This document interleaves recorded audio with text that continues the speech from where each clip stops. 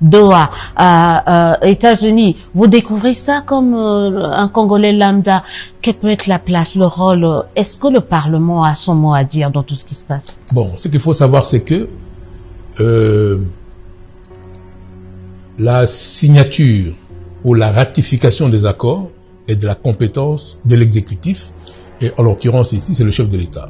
L'article 214. Est-ce que vous pensez que l'intérêt stratégique de la République démocratique du Congo, allez, on commence par Doha, a été pris en compte dans ces premiers contacts, dans ce premier accord signé à Doha?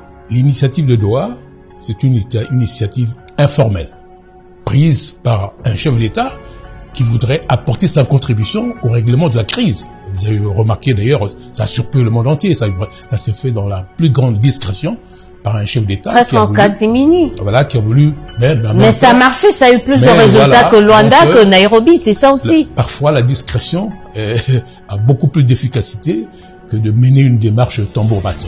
Et c'est ce que nous disons. Moi, je l'ai toujours dit depuis très longtemps, la solution à la crise de la République démocratique du Congo ne peut être trouvée qu'à l'issue d'un tête-à-tête entre les deux chefs d'État.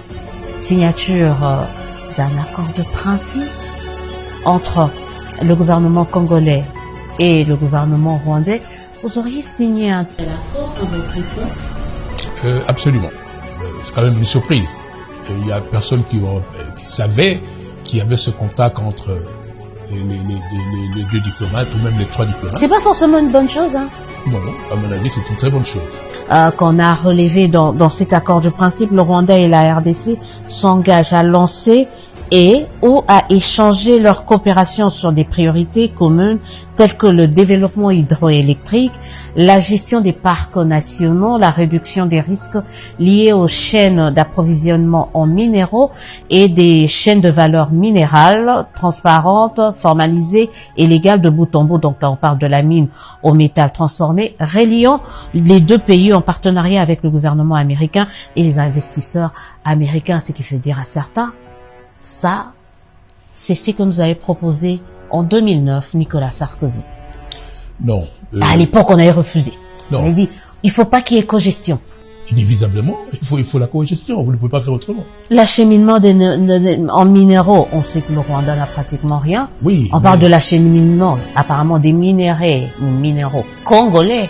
Non, ici, il faut quand même faire confiance en nos négociateurs. Je pense que personne, aucun Congolais aujourd'hui, ne va aller comme ça brader nos richesses, nos minerais au profit d'un pays étranger. Mais on voit les États-Unis se déployer de mille feux dans un pays qui appartient carrément aux Chinois.